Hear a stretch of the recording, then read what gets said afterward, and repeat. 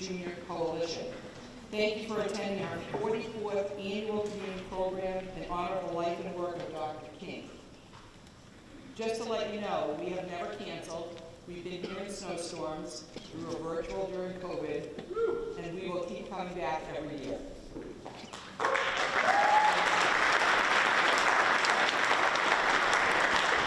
So the coalition was very adventurous this year and expanded our connection, and I hope you got to see it with art, music, and community. Here are some of Dr. King's words that I thought appropriate to this day, to this work, for you to reflect on as we move through the rest of today's program. We ask you to please stay until the end, because you might want to go out and help finish some of those blankets that are being made. And because our community, we stick together, we're decent, caring, and engaged people, and we need to be together, to resist together, and to love each other. So here are some of Dr. King's quotes that I thought was appropriate for today. May I stress the need for courageous, intelligent, and dedicated leadership. Leaders of sound integrity. Leaders not in love with publicity, but in love with justice. Leaders not in love with money, but in love with humanity. Leaders who can subject their particular egos to the greatness of the cause.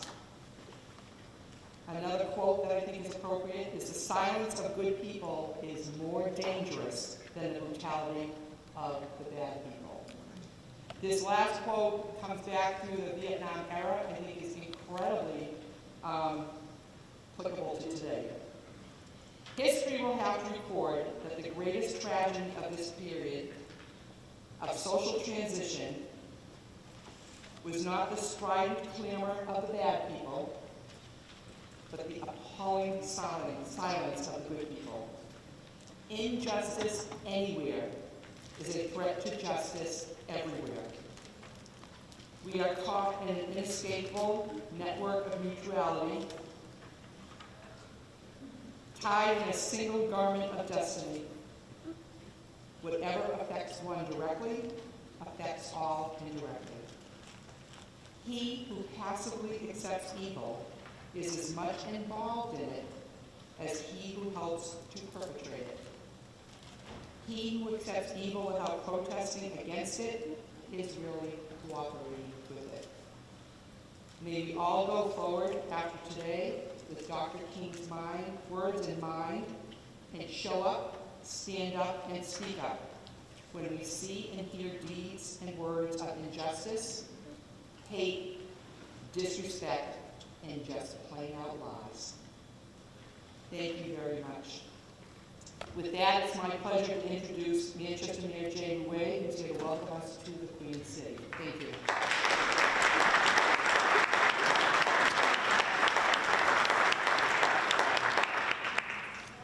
Good afternoon, and thank you all for being here to honor the life and legacy of Dr. Martin Luther King Jr.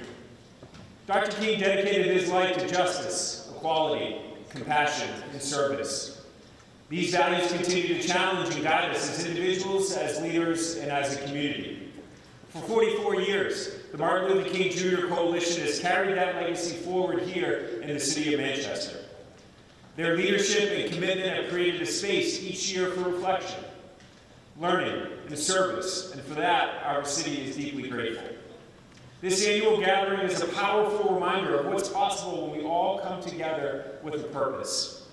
Hosting this event here at Manchester Memorial High School reinforces the importance of education, civic engagement, and investing in that next generation. The participation of more than 20 community organizations speaks volumes. It reflects a collective commitment to strengthening Manchester through opportunity and caring for one another. This work doesn't happen in isolation. It happens through partnership, trust, and a shared responsibility amongst ourselves. Dr. King once said that everybody can be great because everybody can serve. We see that truth reflected every day in the people and the organizations that are represented here, and those who quietly and consistently work to make Manchester a more welcoming, connected, and resilient city. On behalf of the City of Manchester, I want to thank the MLK Coalition, our community partners, our volunteers, and everyone here today in attendance. Your dedication honors Dr. King's legacy and reminds us that service, unity, and shared purpose remain the foundation of a strong community. Thank you all for your leadership, your service, and your continued commitment to the city of Manchester.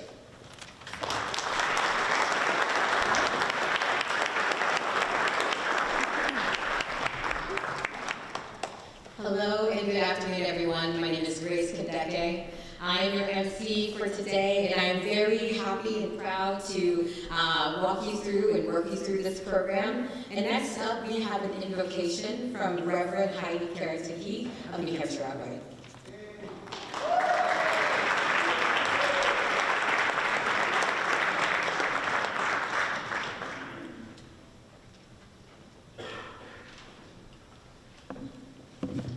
Community, will you join me, please, in a spirit of prayer? Holy One, we gather today in the spirit of Dr. King. We do so in the shadow of tyranny and the latest high-profile act of racism in our own state. That is nothing new. We come together knowing that what Dr. King's pastor, the Reverend Howard Thurman, said is true. We must keep this movement going, and we must keep the momentum rolling. May we gather today not simply in a spirit of love and community, but one of radical solidarity. We must keep moving. May we be weary of acting as the white moderate that so pained Dr. King as he sat in a prison cell. Give those of us who need a push a spirit of boldness to get off the sidelines and to move beyond the status quo. We must keep moving. May those of us who are, as Fannie Lou Hamer said, sick and tired of being sick and tired, be buoyed and lifted up by those willing to step up and say, not in our name. We must keep moving. May those of us who need it be bewildered by lukewarm acceptance and provoked to true co-conspiring. In spite of the difficulties, and Lord, you know we are going to have a few more of them, we must keep moving. Creator, may we be reminded that if we wait until we are unafraid, we will die waiting. The terrors of this world do not sleep. The vulnerable among us cannot wait. May we know in our bones that liberation is for we who tremble and respond accordingly. May we be reminded that we need not be giants if we have good friends in the work with us. We must keep moving. In the name of love and solidarity we pray, and in Jesus' name I pray. Amen.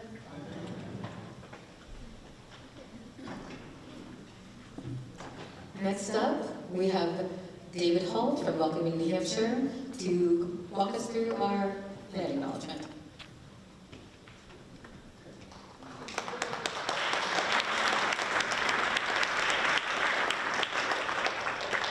Hello all. Welcome. Oops, don't want to move this too far. This event takes place on Netekina, the traditional ancestral homeland of the Abenaki, Pennacook, and Wabanaki peoples, past and present. We acknowledge and honor with gratitude the land, waterways, and the Almalak, the people who have stewarded Netekina throughout the generations. This area, Manchester, or Greater Manchester, known as Namaskeek, or the place of good fishing, has long been home to the Amnesty and Pennacook peoples and remains part of a living indigenous homeland shaped by enduring cultural, ecological, and community relationships. Indigenous presence here is ongoing despite centuries of displacement and erasure. We offer this acknowledgement as a beginning, not an ending, and invite all who are here to continue learning, to support Indigenous-led organizations and initiatives, and to take responsibility for caring for the land and the waters we share. I'd like everyone to just take a second for a moment of silence to think about the Indigenous folks and the land that we're on and how it relates to everything that we're doing right now or that is happening right now with folks claiming this as their homeland. Thank you. Thank you, David. And now it is my honor to call up for our Pledge of Allegiance, Liv Crete Sayre, who is a 5th grader from Bosquen Elementary School and is also the 2026 New Hampshire Kid Governor.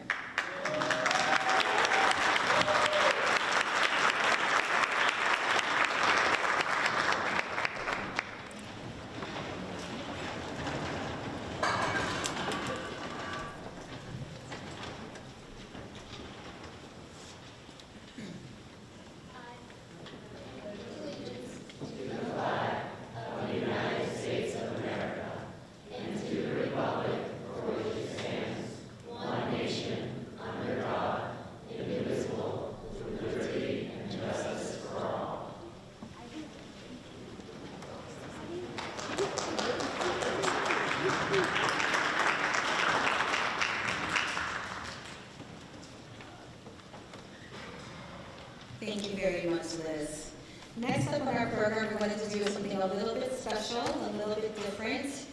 For those who may have come to past events, you would have been part of our ringing of the chimes. And so I would like to just say a few words as to why we are doing this, and then I will call for all of you who are under the age of 21, all of our young people, to stand up, and if you feel so called, to join us right here in front of the stage.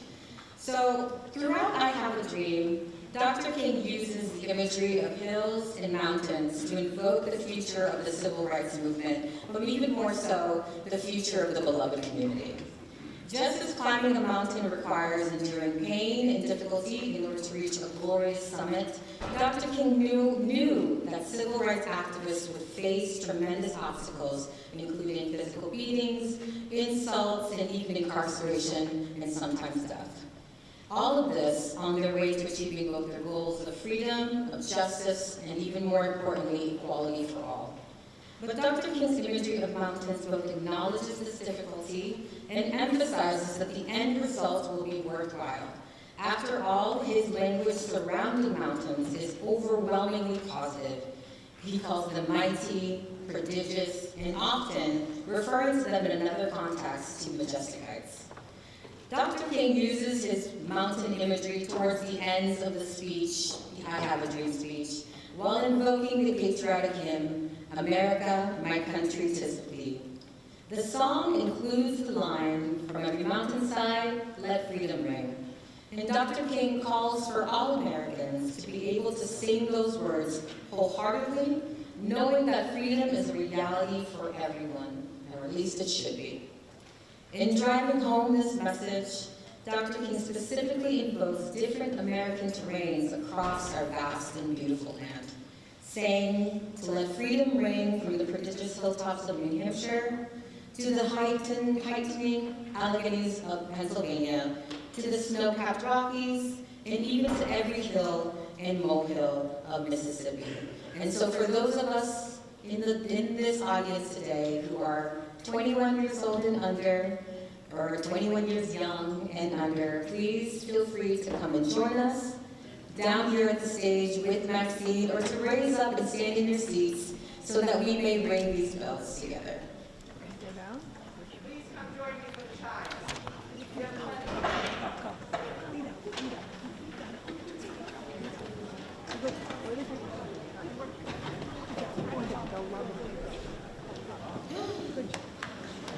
Good job.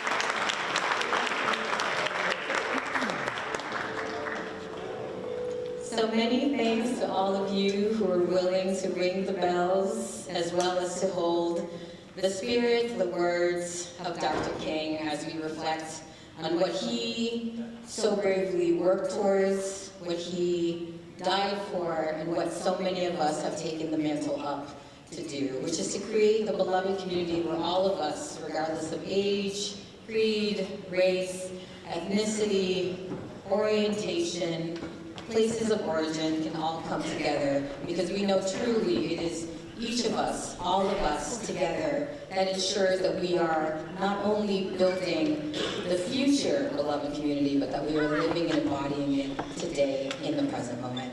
So I will turn it back to our governor-elect, our kid governor-elect, to read to us a proclamation from our kid governor. The state of New Hampshire, by Her Excellency Kelly A. Ayotte, Governor. A proclamation in the year of our Lord, 2026, Martin Luther King Jr. Civil Rights Day, January 19, 2026. Whereas Dr. Martin Luther King Jr. dedicated his life to the pursuit of justice, equality, and peace through nonviolent activism. And whereas Dr. King's leadership in the civil rights movement led to the landmark legislation, including the Civil Rights Act of 1964 and the Voting Rights Act of 1965, advancing the cause of freedom and equality for all Americans. And whereas New Hampshire, proudly known as the Live Free or Die state, stands as a symbol for liberty and personal freedom values which Dr. King courageously fought to ensure that all Americans live free of discrimination. And whereas Dr. King's commitment to justice continues to inspire citizens to work towards a more just and compassionate society. And whereas Martin Luther King Jr. Day serves as a time for reflection, education, and community service, encouraging all people to honor Dr. King's legacy by promoting equality and justice for every individual. And whereas communities across New Hampshire will come together to honor Dr. King's life and legacy through events, educational programs, and acts of services that celebrate his vision and freedom and equality for all. Now therefore, I, Kelly Ayotte, Governor of the state of New Hampshire, do hereby proclaim January 19, 2026 as Martin Luther King Jr. Civil Rights Day in the state of New Hampshire, and encourage all citizens to observe this day with acts of service, reflection, and commitment to justice, unity, and equality for all. In the testimony whereof I have hereunto set my hand and caused the seal of the state of New Hampshire to be fixed this 19th day of January 2026.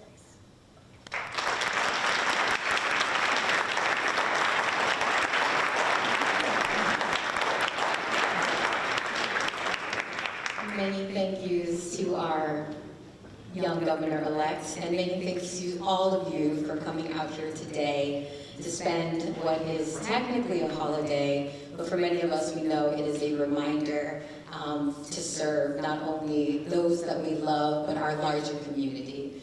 And so I would like to go ahead and recognize one of the ways that many of us, some of us do serve our communities, and I would like to acknowledge all of the elected officials that we may have in the room, whether you are a state rep, you are on the school board, whether you are one of our federal delegations. So if you are an elected service of any kind, please do stand so that we may thank you for your service today.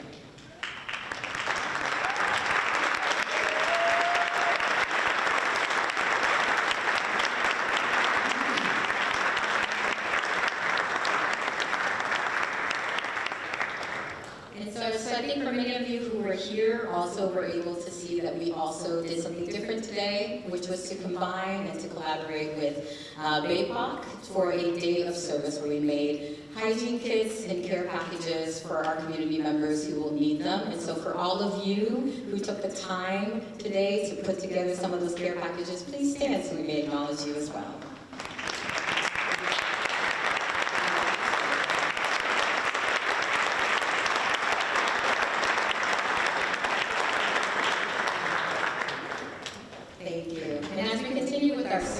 With our program today, I'd like to go ahead and read two letters from our senators, Senator Maggie Hassan and Senator Jean Shaheen, who were not able to be here with us today, but sent letters in commemoration of our time together.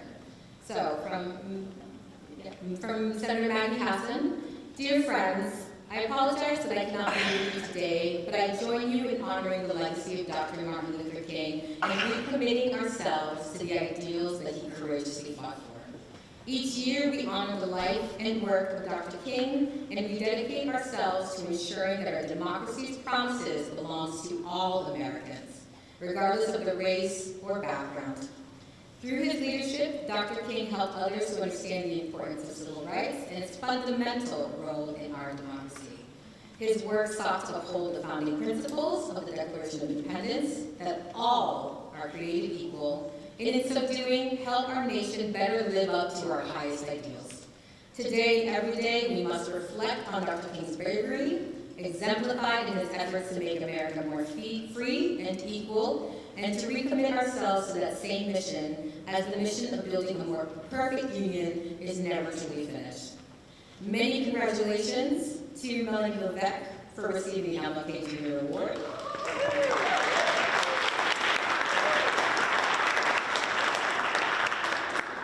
It has been an honor to work with you over the years, and your work exemplifies the true meaning of leadership, advocacy, and public service. Additionally, many thanks to the Martin Luther King Jr. Coalition for organizing today's celebration, and to everyone gathered here. Together, we must continue to honor Dr. King's legacy by standing up for the rights of all of our fellow Americans.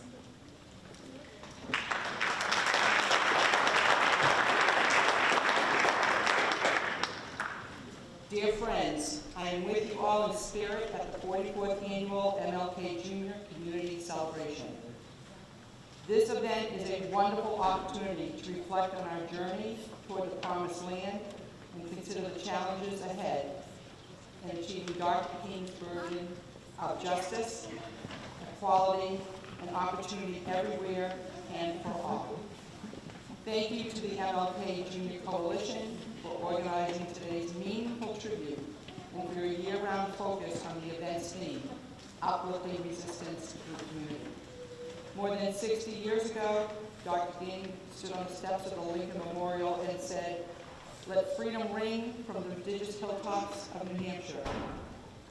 Today, this room is of many faiths and many backgrounds and shows what answering that charge looks like. For decades, your coalition has built understanding across racial, ethnic, and religious lines through education, local engagement, and community-building activities.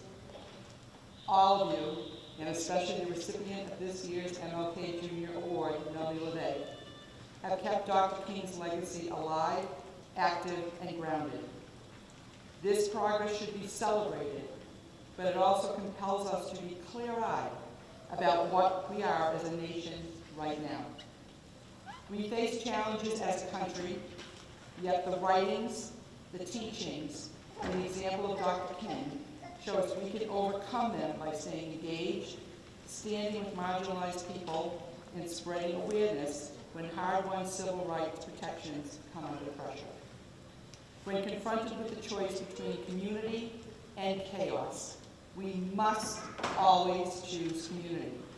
We must remember the resiliency of past generations who met slavery with endurance, segregation with civil disobedience, and discrimination with a firm insistence on justice and fairness. And we must move forward with their feeling of hope, their sense of goodwill, and their spirit and strength. Dr. King's calling to let freedom ring still stands, and it's our responsibility to answer it.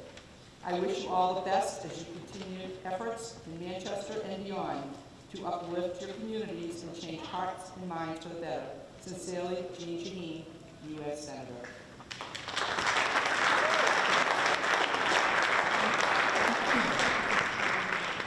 Many thanks.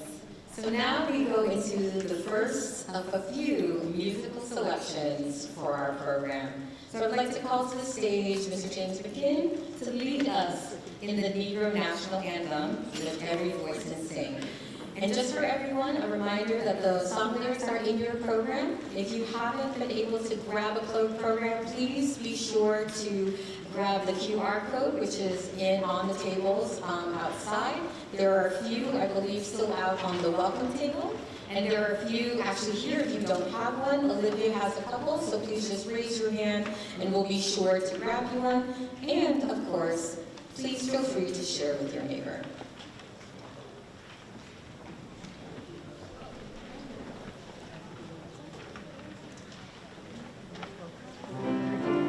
Please stand.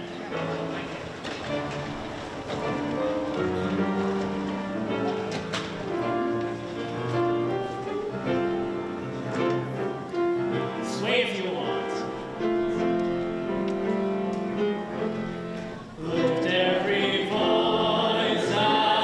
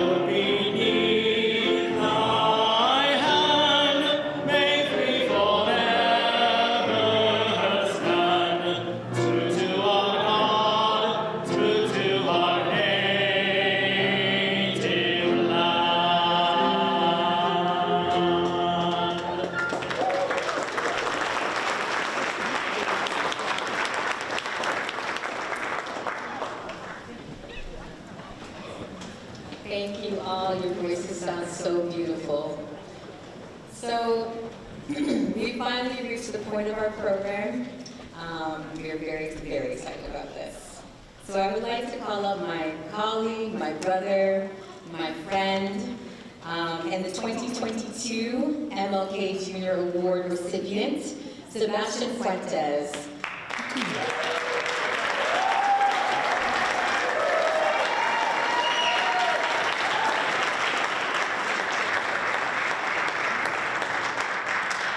Hello, everyone. I'm gonna break the protocol really quick, and I want to apologize ahead of time to the organizers, but I have something to say. I want everyone here present today to look left and right of yours, to look in front of you and behind you. You will see faces that don't look like yours. You will hear accents that don't sound like yours. This room is full of immigrants, new Americans and U.S. citizens.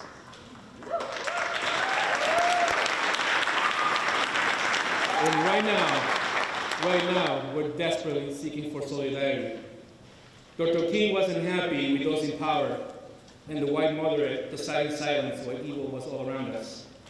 Many of us are going to bed crying. Many of us are going to bed thinking that it might be the last time we're with our loved ones. That's all I want to say. Please stand with us. Stand with the immigrant community. Thank you.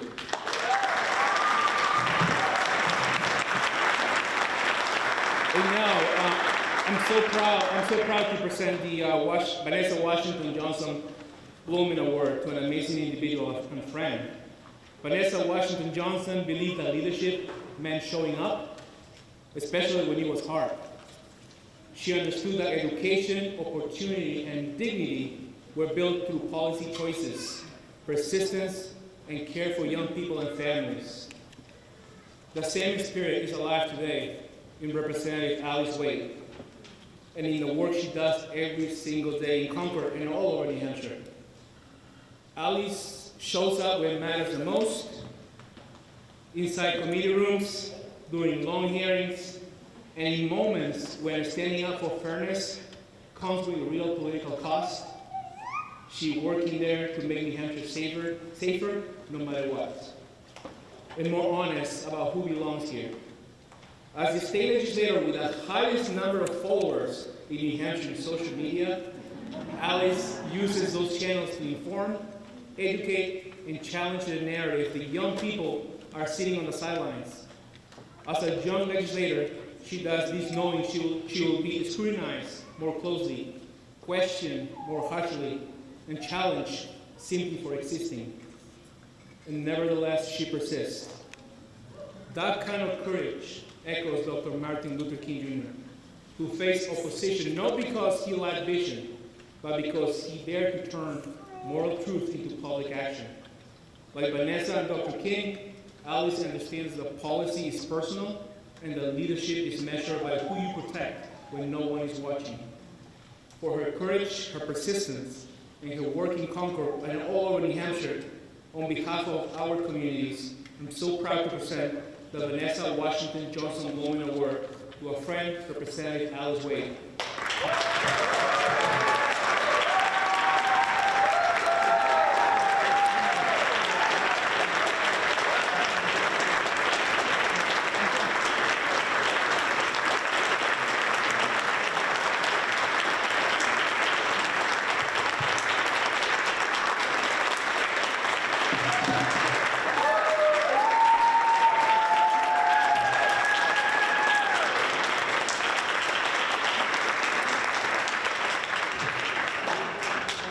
Thank you so much, Sebastian. I'll do my best to live up to those words, and thank you, all of you, for coming here today. I am incredibly humbled and honored to be receiving the Vanessa Washington Johnson Blooming Award today. I want to thank my fiance, my family, and the Democrats of the State House who have stood by the trans community amidst the dark times we're living through.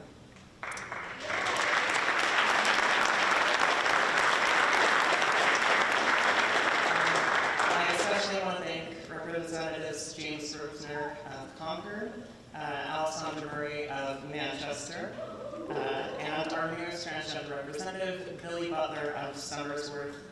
It's incredibly challenging to serve in the State House in times like these, but I truly wouldn't be able to serve the way I do without having them to lean on.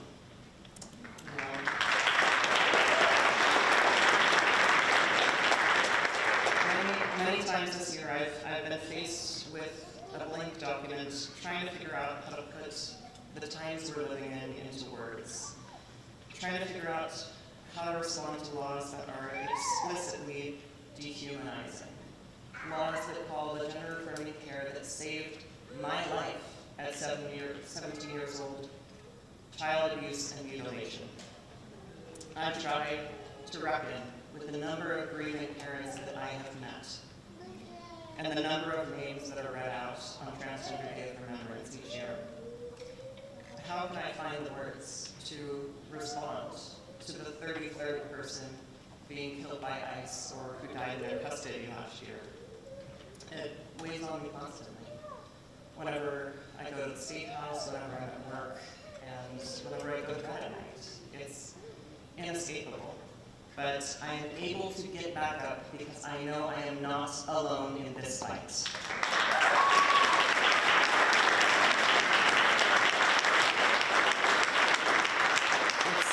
It's this community here that has allowed me to imagine what a kinder world would look like. A world where empathy triumphs over fear. A world where immigrants and refugees are welcomed instead of being demonized.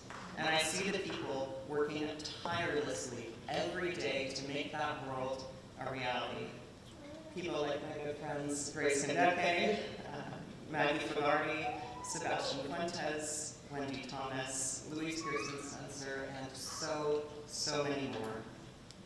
They still inspire me every day by carrying on the legacy of figures like Vanessa Bowman, who have continued to be a guiding light for us in dark times. Vanessa was known by many in the Manchester area as someone with unrelenting joy and passion for volunteering to support underserved communities. We can find hope in her courage and dedication long after she has passed. And when we say the arc of history is long, but it bends towards justice, it does not bend willingly on its own. Vanessa knew that better than anyone. Behind every movement for progress are countless individuals making a difference in their local communities, showing up with mutual aid and supporting their neighbors. I believe we will look back on this moment as a time when hatred and fear were weaponized for political gain at every level of government. We will remember the times when civil rights and healthcare were ripped away from transgender people. We will remember when immigrants were ripped away from their families and when a mother was shot in the head after dropping off her 6-year-old child at school. The chaos and the cruelty, and especially the complicity by those in power. But I believe we will also look back on this time to learn from the people who stood up and took a stand. We will remember Renee Good and hold accountable every person and every institution responsible for her death.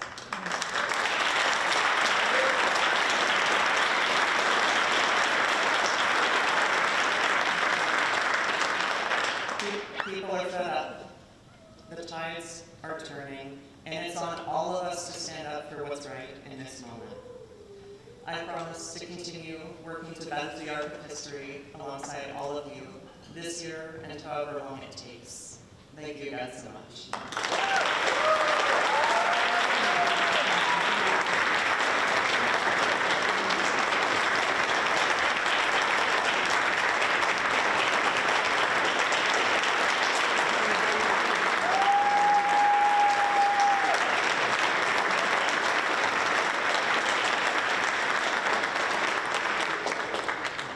Many thanks. Now I would like to call for our second musical selection. So what we have today is the Manchester Music School Boys Ensemble, who will be singing us through Resilience.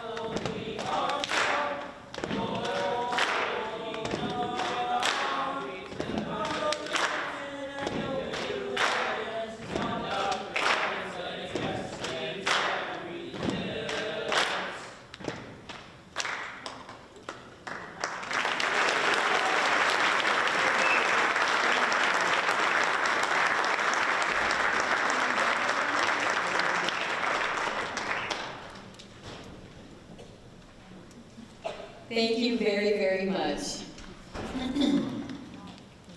All right, next up on our program is, I think, for many of us, the maybe more than one reasons what brought us here, but one of the very strong reasons to honor Melanie Levesque and her years and years of service to this great state. So I'd like to bring up Olivia Zink to present the MLK Junior Award.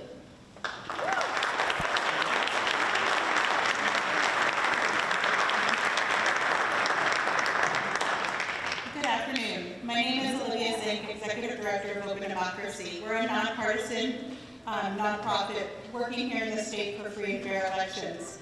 And I hope you visit our table and find a way to reach out to voters this midterm.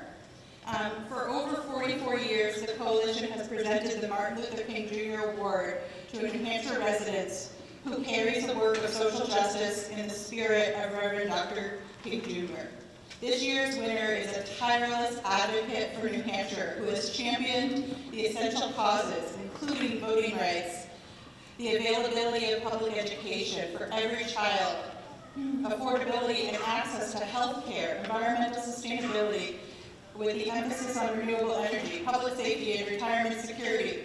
All of these principles of social justice on which Dr. King's basis of including equal rights of racial minorities, women, and the working poor for all of our community. Her dedication to civic engagement is further demonstrated by her involvement with New Hampshire Civics, the Women's Foundation, the New Hampshire Endowment for Health Advisory Committee, and as a trustee for her town in Brooklyn. She's also a small business owner. She also was the first African American state senator in New Hampshire representing District 12. And she was the sponsor to recognize Juneteenth even though New Hampshire has not officially recognized it as a state holiday, we still have work to do. But on July 13th, 2019, Senate Bill 174, sponsored by Senator Melanie Levesque, was signed into law proclaiming the annual observation of Juneteenth. I am honored today to give this year's Martin Luther King Day Award to former State Senator Melanie Levesque.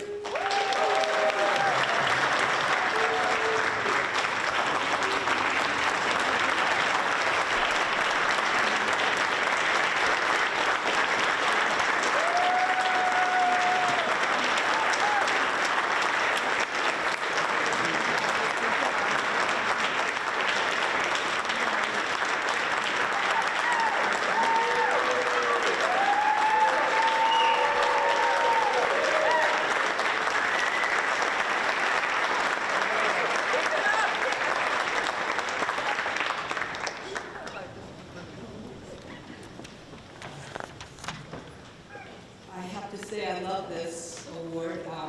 Thank you so much. I have a picture of Martin Luther King that I put in my office, and this one will go with it. Thank you very much, and thank you for being here today. So I also want to recognize Representative Wade and all the work that you have done and all the work that you will do.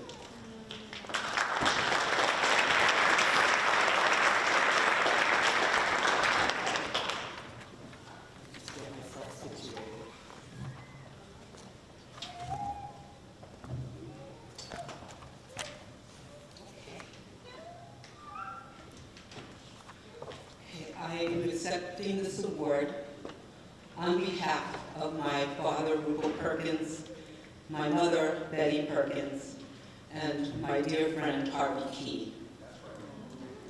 Remember Harvey Key? He brought in Martin Luther King Day. So my parents actually moved to Roxbury, Mass, where my dad got a job. Actually, he went to school at MIT, and my mother went to school at Beth Israel Hospital. She studied to be a dietitian, but what she wanted to do was to be a nurse. But she was told that a black woman could not be a nurse. Before we moved to Nashua, my dad, who worked at the Navy, he was actually wanting to buy a home when we got to Nashua. We lived in an apartment on Bear Court. And my father and mom were told by the realtor that they could not buy a home. The realtor would not sell them the home. Later in life, I found out that my dad's friends from EAE, Sanders, actually bought the house and sold it to them. I met my husband, Scott, in high school and started dating after we graduated. It was then that I learned about Loving versus Virginia, a landmark civil rights decision of the United States Supreme Court that ruled that the laws banning interracial marriage violated the equal protection and due process clauses of the 14th Amendment. As a representative, I was honored to help pass legislation for civil unions and marriage equality. I tell you all of this.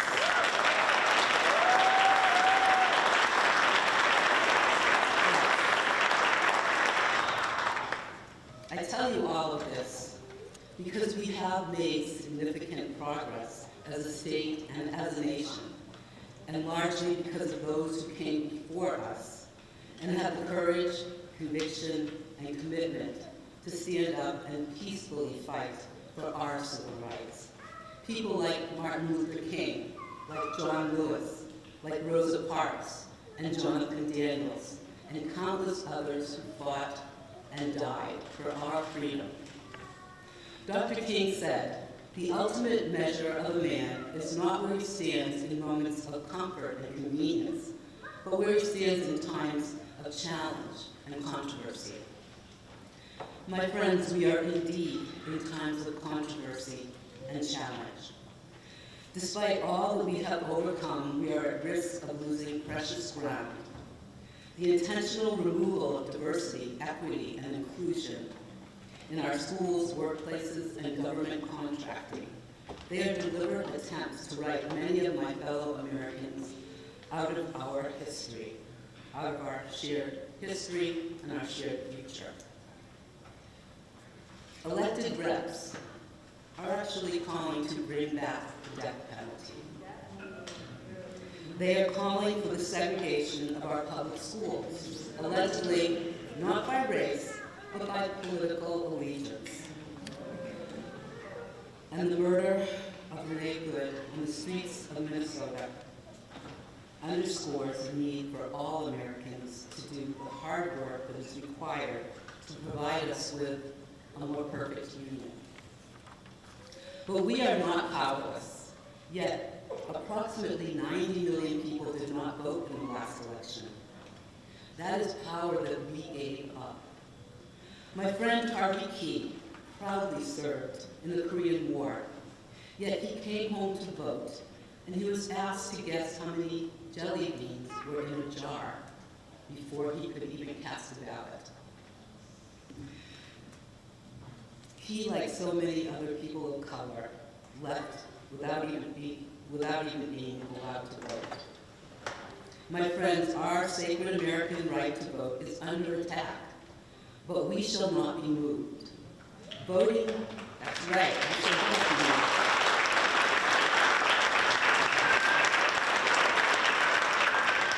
Voting is our sacred constitutional right. We are not powerless, and we shall not be moved.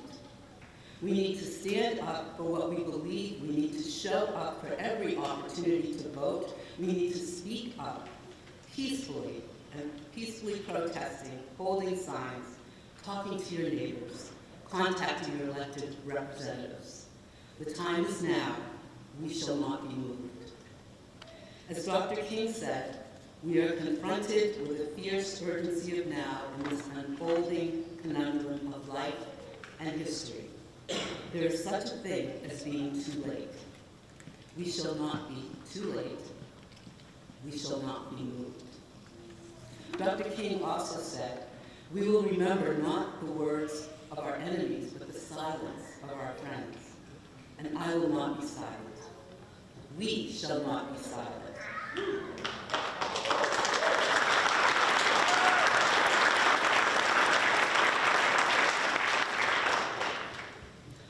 served New Hampshire as a state representative and a senator.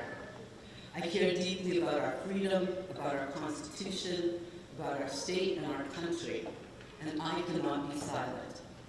So today, I want you to be among the first to know that I will be running for Executive Council for District 5.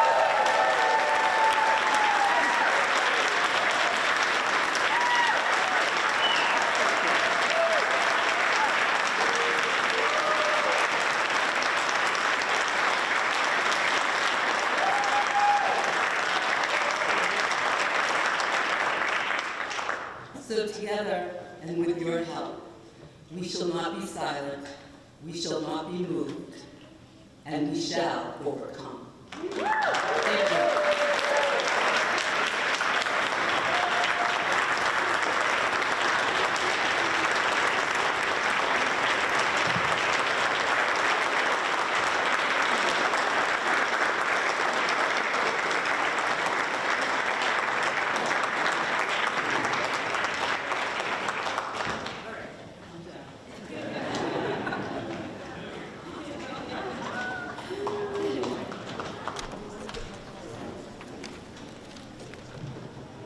All right, and with that energy, that vibrancy, I want to go ahead and welcome first of all, I want to say many congratulations to Representative Alice, many congratulations to candidates Melanie, Levesque. One more hand of applause for all of them. And now, we will have a musical selection by the MLK Community Choir. Very aptly, We Shall Not Be Moved, directed by our very own James McKinley.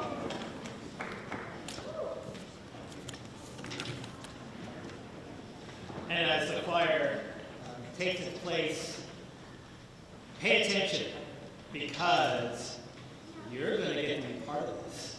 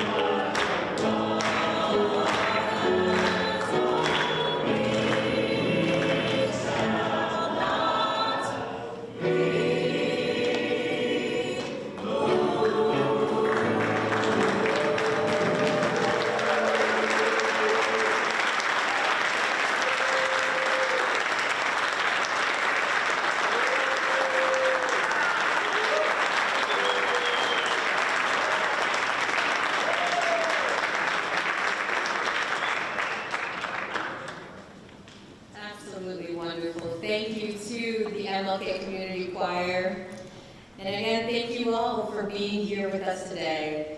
So one of the ways that we honor Dr. King's legacy is not only by reminding each other the importance of being in service to one another, the importance of embodying and living Dr. King's vision, but remembering that that vision is built day by day, person by person, relationship by relationship.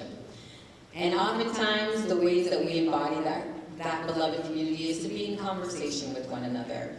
And in so doing, we can hear, reflect, and share with each other what it means to live that service, to live that beloved community in an everyday way. And so I have the very distinct honor of inviting up for our panel discussion my friend, my colleague, my boss, Mr. Anthony Poore of the New Hampshire Center for Justice and Equity, who will be our moderator today.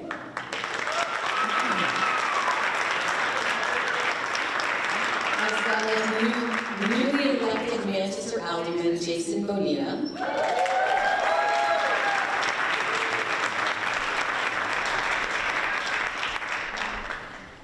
The absolutely indomitable Reverend Robert Thompson.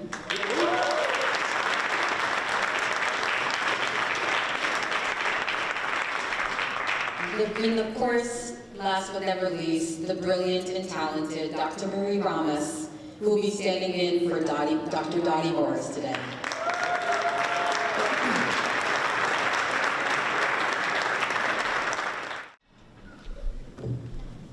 How's everybody doing today? Everybody all right? Come on, man. Y'all can do better than this. Y'all off work today. Come on. Pass me the time. All right. It is such a pleasure to see everybody out here today. You know, I can't lie. It's been a hard year for us. And I suspect it's been a hard year for everybody. This first of this year, my goodness, can anything else come our way? Can anything else come our way? Right?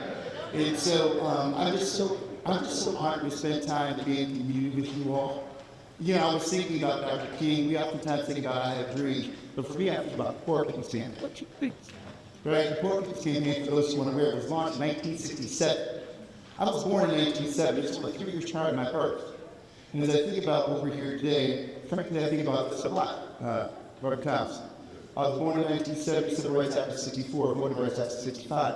Fair Housing Act of 1968, 2 years before I was born. My grandmother was the daughter of a slave. We're not that far removed from our history. And so as we sit here and we think about what we're here for today, I just can't thank you enough for taking time out of your day to be here. And by the way, I want to thank all my senior folk here. And I got to love it. I want to thank you all for being here. Right? And for what you do in our schools is so important. These young people need you. Young men, I'm talking to y'all right now. Our students need you. So thank you for doing what you do in our schools, which is important. All right? Now, I get the honor of facilitating this amazing conversation. We're going to spend about a half hour together. And there are three people here who I love and respect deeply. They are mentors, they are colleagues, and they are friends. And they are some of the most incredible leaders that we have in this thing we call United States today. So I guess I should tell you who I am. So my name is Anthony Poore, and I get to work alongside my peers at the New Hampshire Center for Justice and Equity. If you don't know us, check us out, nhcj.org. We're here to be of service and to get it where we fit.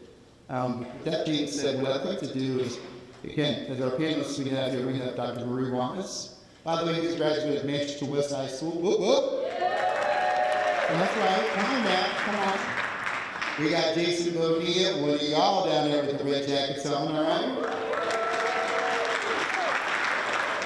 And we have one of my person here is adopting Reverend Robert Thompson. Now, since I cannot do you justice, so you can't just a brief moment to introduce yourself to the group for those who don't know you, they sure. Hello, my name is Marie Ramos. I am a family physician. I am a mother of 3 wonderful children, and I am a New Hampshire native. I was raised in New Hampshire, born in Dorchester. Born in Dorchester, but raised in New Hampshire. I'm your current New Hampshire Medical Society president and the first Black president of the New Hampshire Medical Society.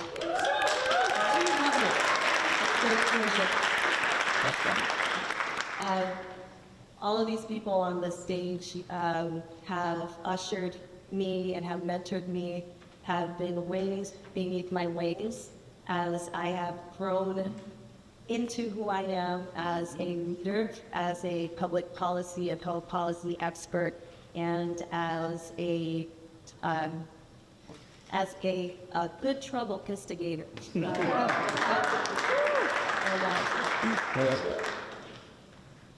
Hola a todos. Hola. Hi everybody. My name's Jason Bonilla. Not a New Hampshire native. Came from Revere, Mass.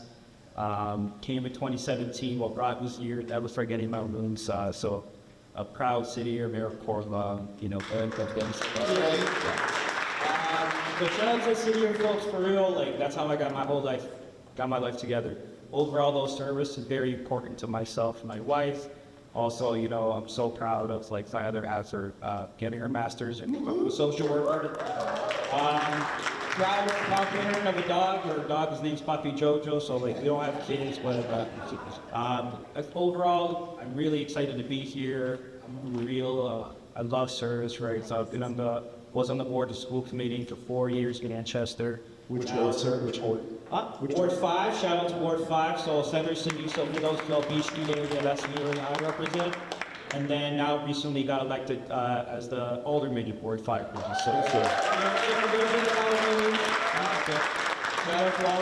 out to all those who serve here, thank you for being here, and thank you to our community for showing up today. And that's right. Good afternoon. I Robert Harold Thompson. I was born in Bluefield, West Virginia. I came to New Hampshire as a student. I attended Phillips Exeter Academy. And I returned in academic year 86-87 to serve as the school's minister at Phillips Exeter Academy. When I came here, I understood that I would be a public figure, and that there were not a lot of black males in a physical position to do that in New Hampshire, and that for many of them, perhaps I would be the first opportunity they would have had to have an intelligent conversation with a black adult, male or female, such as the demographics. So I've always been very intentionally a black person in New Hampshire.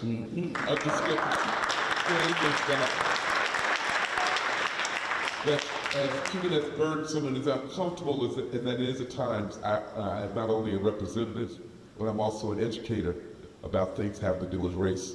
But it's all of our responsibility, and I'm glad to be able to say that increasingly over the time that I've lived here, more and more white folks have begun to accept some responsibility for our racial realities, and they're part of it. It's not easy. It's not easy. It's not easy to be an American. It takes work to be an American. You have to decide that you want to be that way. You have to decide that you want to be part of a group of people who are doing what most in the course of human civilization have not done.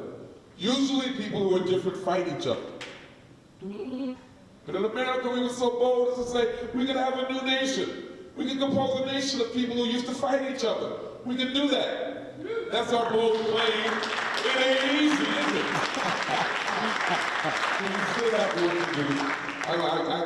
I'll get carried. I'm a preacher. So Look. How long am I? Look. That's right. We're going to take out the church now, okay? And it turns out that. Now get ready, y'all. Now, you hold on to that mic. I got something for you. Now, question. We got, many of us are concerned what's going on in the national model politics. But we all know this in New Hampshire, in the great state, everything's look. Right? And as we're thinking right now, we've got in our legislation, we've got a tax on diversity, equity, and inclusion. We've got a tax on public education. I mean, hell, we've had some of our state legislators talk about we need to go back to segregation. Okay? Let's keep it real. Where we at today? We've got attacks on our queer brothers and sisters happening. We just want to be.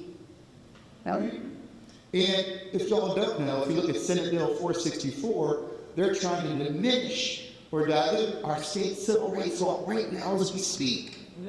Right now as we speak. Now, Reverend Johnson, the title of this event is Uplifting Resistance Through Community. Again, uplifting resistance through community. My question to you is both a shepherd and as the president of the St. Louis Rangers NAACP. And I wrote this down so I want to make sure I get it right. What does resistance through community mean to you? And how does it show up in your lives? Any establishment of community is resistance because any connection that we make with each other is a gift from God. And to be connected in the name of God or the face of God is to indeed commit a radical act. Heidi, can you get in there?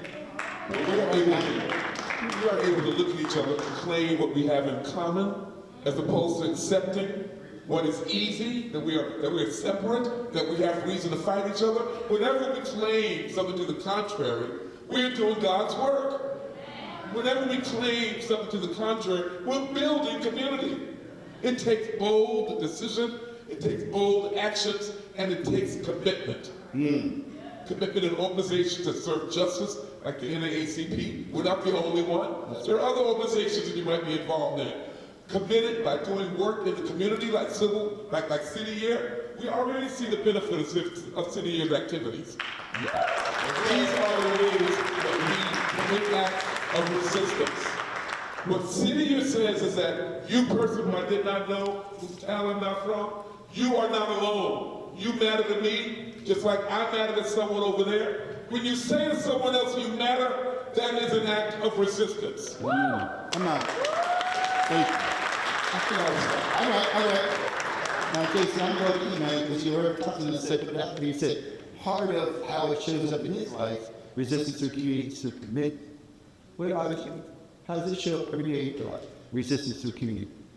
I mean, it's going to be hard to follow you, man. Maybe you said, well, you got it, baby. You got it.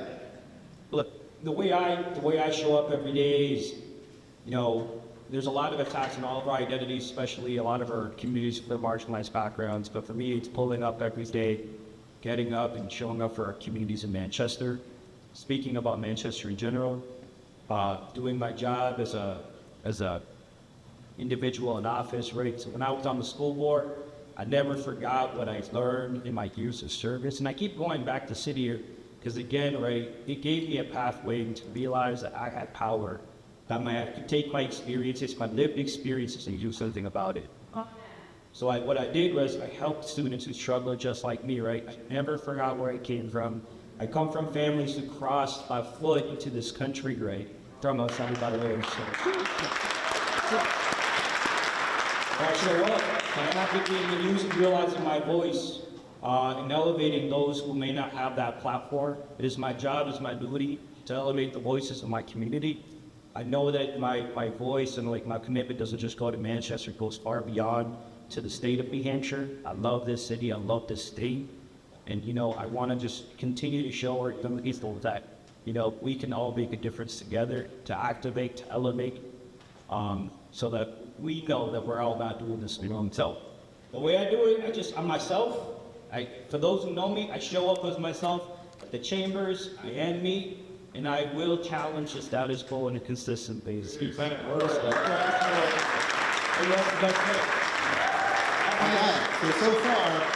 we talk about commitment. You know, what I heard you say, Jason, is it's important as you think about this in the state, really.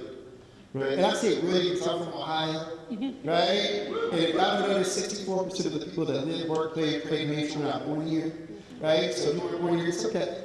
How do you belong to it? All right? And I got promise. All right, now, you're coming to a position where there is a black woman. You've also, most recently, been forced to make hard choices. All right? And not only is it not easy for every woman, but it's even more difficult for a black woman. And it talks to me about how leadership shows up in your life every day, and work you with a family out. you know, I come from Haiti. My family is from Haiti. So I was brought up as a first-generation American. In the home, I was Haitian. And then, especially when I moved to New Hampshire at the age of 10, I didn't even know what black and white was. Because in the community that I grew up with, everyone identified by their ethnicity. What country are you from? What state, what city are you from in that country? What town? Because we don't just represent ourselves, we represent a community of people. And because of that, our voices require a choice to be made. And so, Andy, when I lead by remembering that there is always a choice. There is always a choice to act or not to act. There is always a choice to play the game that everyone else is playing, or to make your own rules. And in that choice and exercising that choice, and that's where your power comes from. So you see, where I'm at, I might start preaching. Hold on, man. Okay. That's all right, go on. And where I'm at this stage of my life is reminding people, whether it is hospital leaders from across the country that want to stay independent and focus on prevention to take care of people so they don't end up in a hospital, whether it's patients that may not speak English as their first language, who are thrusted in a system that doesn't want them. Or it could be an everyday individual who is overwhelmed by the immense weight of tragedy that they see every day.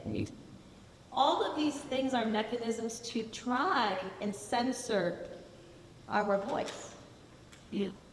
They're attempts to put a delusion of inevitability, right? But my job is, as a leader, is to remind individuals that every day you do have a choice. Every day, in this country, as messed up as it is, in the state of New Hampshire, as much turmoil there's going on, we always have choice to show up. We have choice to collaborate. We have choice to co-create. We have choice to be conspirators in the future that we design. But,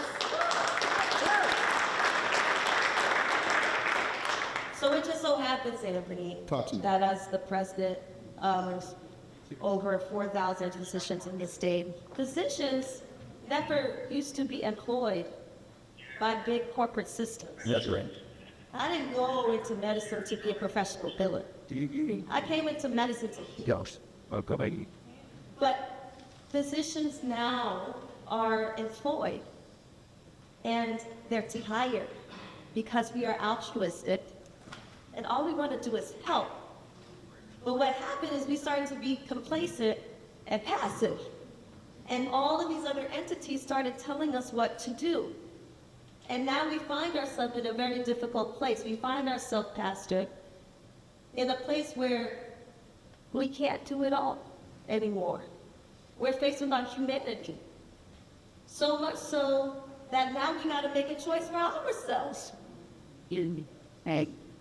So I'm in a place now to remind our physician colleagues around the state that our choice is to be in community. Our choice is to align in purpose. Our choice is to be anchored in the principles that we said that we were going to do, that we were going to do no harm for our patients, that we're going to give you information so that you can be the captain of your wellness journey. And then we're going to advance together. And so, even in the midst of all this chaos, we have the choice to still remain in the community. That's right.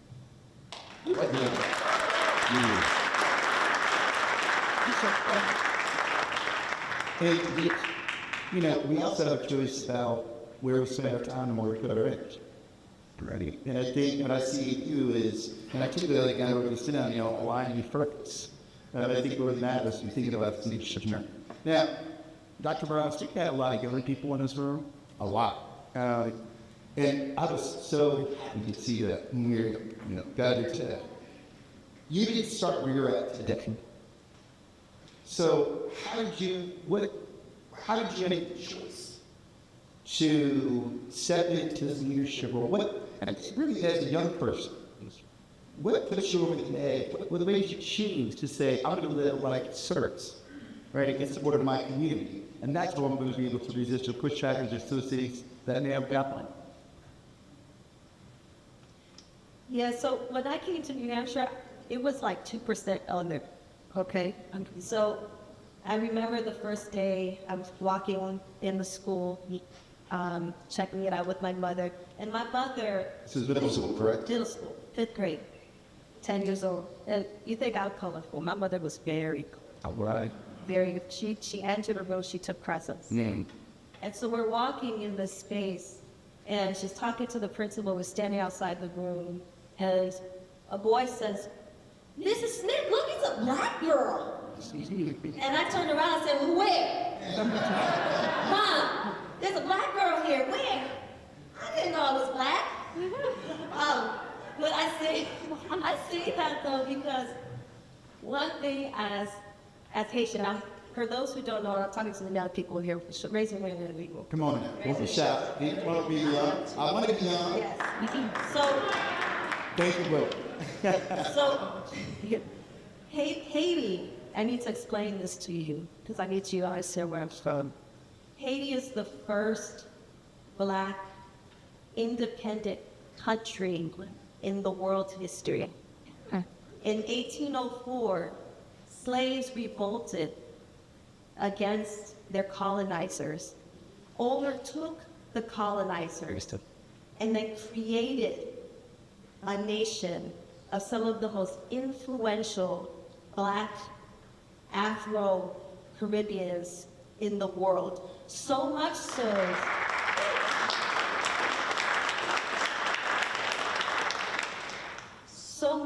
that it scared America when it was just in its nascent. Scared them. He said, what are we gonna do about it? So I need you to understand that there is a measure of pride that I entered the world in. So when someone said, I can't, I turned around and I found someone who said I could.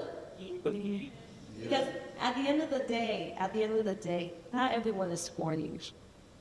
At the end of the day, everyone has an agenda, okay? That's the American way. That's the American way. Everyone's got an agenda, okay? But again, you have the choice to choose the people that you surround yourself with so that you can activate your hopes, your dreams. Activate what you think is beyond what you could even imagine. And there are people there that have come along the way in me that fed into that with me. They saw something in me before I even knew it. When I was 12 years old, I was New Hampshire's first youth ambassador for the New Hampshire Honda Association. Didn't know that. I did. And I was on that too. I did not know that. Do you know why I became the youth ambassador for the New Hampshire Lung Association? Because I have asthma, and both my parents smoked because everyone smoked. So every time they would light a cigarette, I would get an asthma attack. And I said, well, maybe if I'm in front of everybody, tell them how bad smoking is. And I raised a bunch of money to teach all of the elementary schools about smoking cessation and not smoking. And maybe if I got on MTV and did like a commercial or something and said smoking gets you pregnant, maybe my parents would quit smoking, and they did.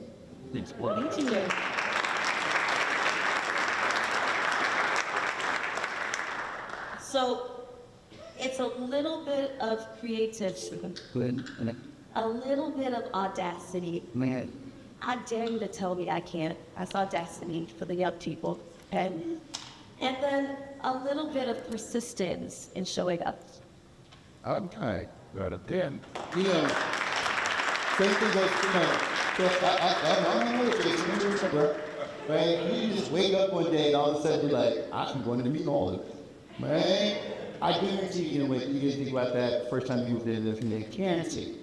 So what was it in your life, in particular, whether you're young or older, young or whatever, that said, I'm going to make a choice to be a servant, to serve those who are in need, to be my brother's keeper? Yeah, I didn't know, so Dr. Ramos would say, she was black when she came here. I didn't know I was a citizen when I was a younger child. So I never asked myself that question. So the way I saw my life growing up, all these challenges my mom and my dad and my family faced being in this country and always being scared of opening the door to strangers, seeing ice amid when I was younger, grab someone with zip ties and taking it to a van and never seeing them again. Those are the core memories that I remember. The memories that I remember of like my mom pushing me because I speak 2 languages, always helping those who need that level of support. Even though they're strangers, she would always push me. And I would push back on my mom, I don't know these people. But she'd be like, your job, since you speak 2 languages, you gotta help them out. So that was my calling. And remembering the challenges our communities and children face, the same level of challenges I faced as a kid.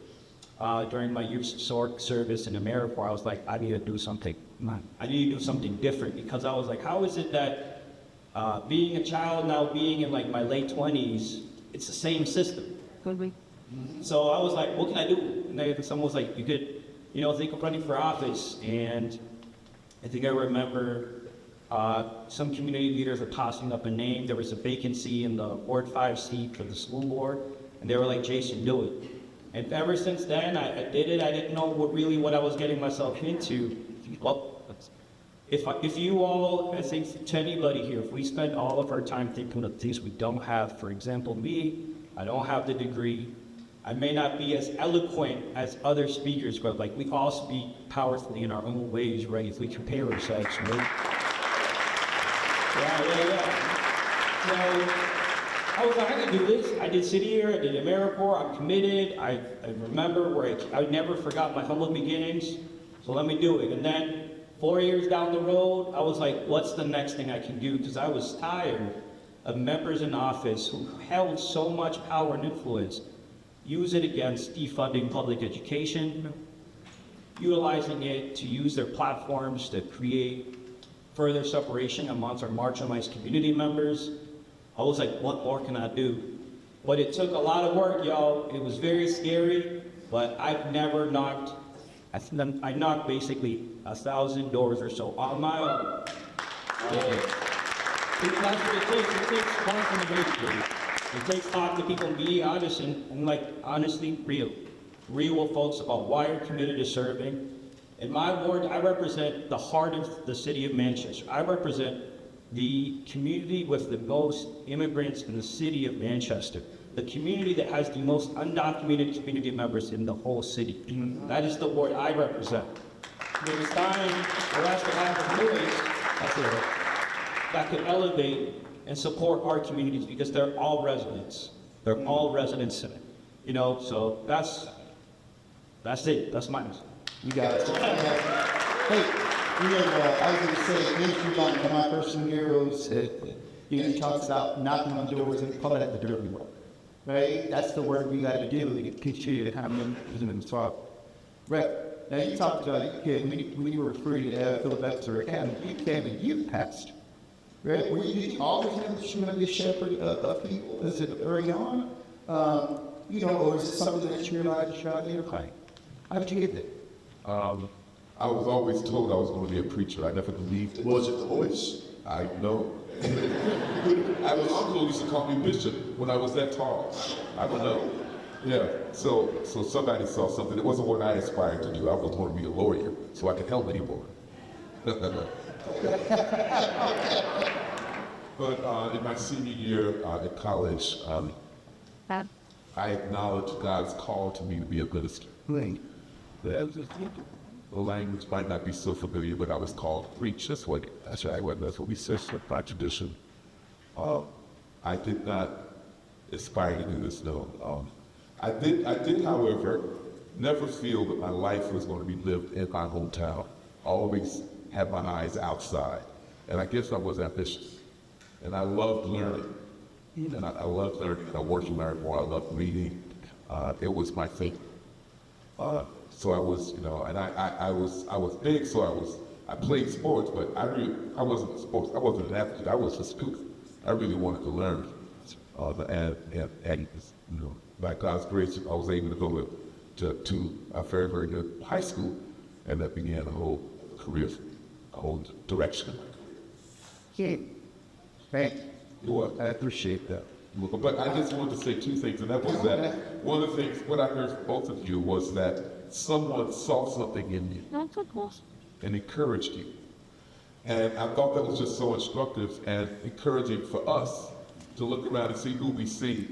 I remember when I was working at Phillips Exeter, I had a lot of organizations I was an advisor to.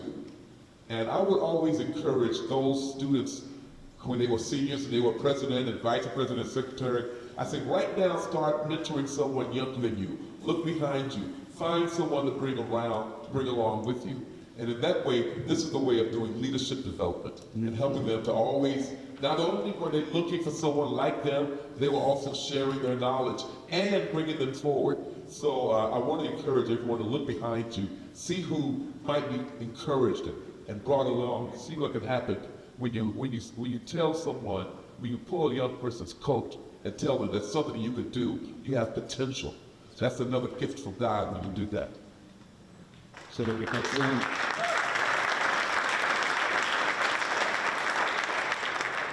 We have to close this portion of the program out, but there's a couple of notes here. I just want you to flip a couple of notes there down, just maybe 30-second final reflection, and I'll close out. We've talked about resistance in the community, and it's going to require community. You talked about staying rooted in oneself. You also have the New Center for Justice. And you talk about with our feet sounding tension on the ground, head to the sky. Dr. Rush talked about always having a choice and using that choice and the discretion that comes along with it. You talked about say a lot of numbers. You talked about Jason audacity. You know, it's the audacity to believe that you can, right? That sounds like cool and Excel, right? And then we want to talk about recognizing our own inherent strengths and then bringing them today in support of community and building systems. So, commitment, staying rooted, aligning with purpose, audacity, or just audacity in general, recognizing their inherent strengths, and conclusion is really one final message, Doctor. What would that be for the group here for all this? Okay.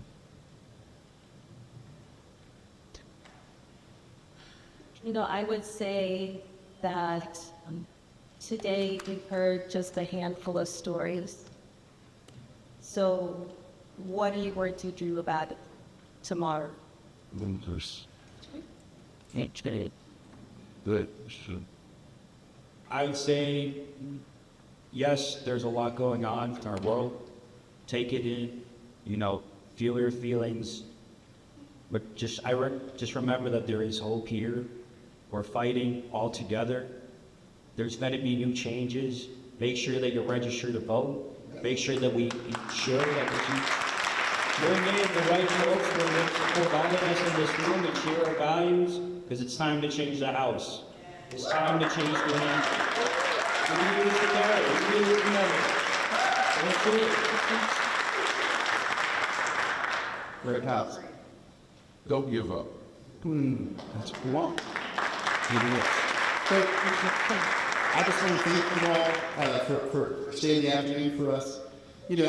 I could leave here and I could be Highland Forest grandson and the Rainforest grandson if I didn't say this. Is that the people that are gathered in this room today, if now's not the time to do something, I don't know what time it could be. And if it's not us, I certainly don't know who it's going to be. Right? So I need you all to get up. I need you all to use your voice. We want you to use your pocketbook. We want you to get involved and engage in the issues that matter to you. You don't have to be everything to everybody. Just focus on an issue that matters to you the most. Get your time, get your pocketbook. And you right now, if you got time, register your voice for our legislature. There are a number of bills that are out here that are meant to do us harm. And we need to speak up against it and demonstrate that we can be a lot better than this. We recognize that everyone has a contribution. We all belong, and those contributions matter. So I just want to say thank you so much for spending time with us today. God bless you. And I hope and pray that you and those so close to your heart have a wonderful season.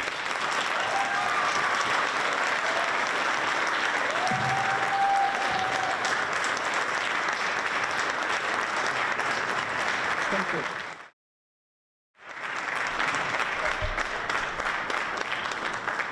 Many thanks to our panelists, many thanks to Anthony, to Alderman Bonilla, to Reverend Thompson, and of course to Dr. Ramos. So we are nearly complete with our program for today, and I just want to say, I hope you all had a good time. Yes. I hope you feel rejuvenated, uplifted, inspired, and motivated.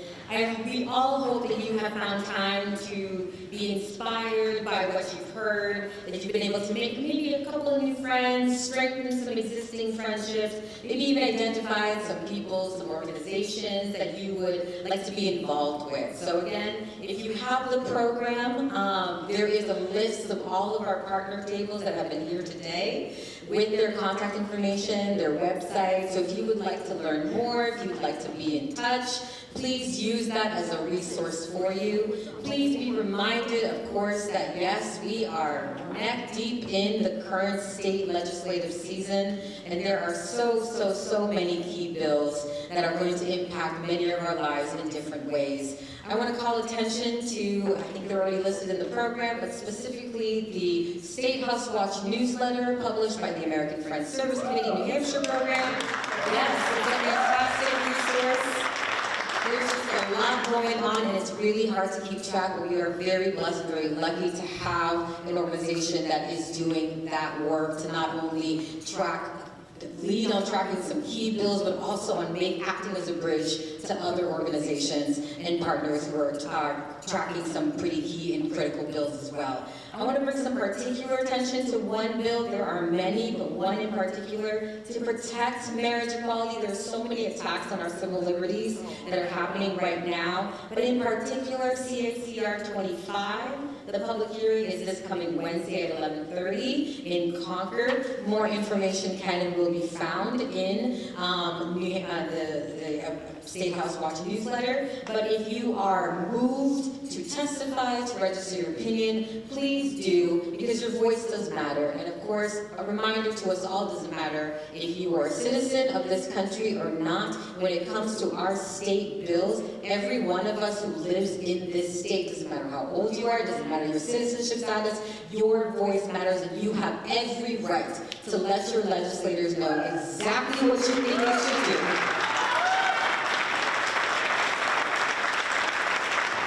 And you have every right to raise your voice and add your name to that public list. So please, please, please raise your voice on this and other key bills. And of course, many thanks to you all for coming here, taking some time, being in community. And I'd like to go ahead and turn it over to Mr. James Kim to lead us in our last and final piece of the program, which is a community song.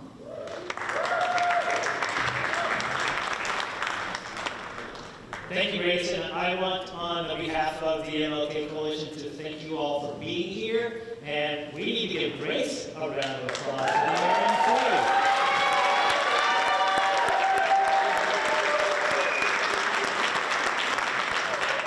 So good to see all of you here. So as we have done for all of our celebrations, let us stand, form a circle around the room, and end with that song of triumph, "We Shall Overcome." The words are in your program, but I'll shout them out.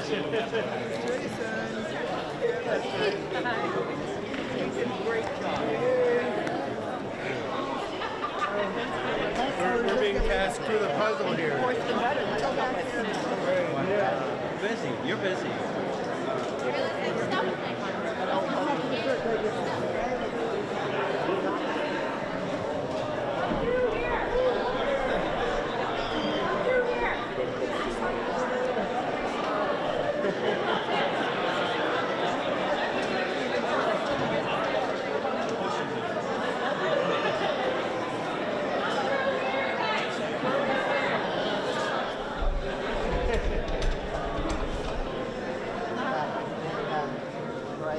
All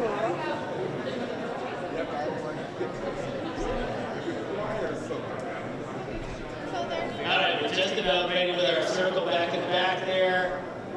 We can get the last few folks to join hands, form a circle.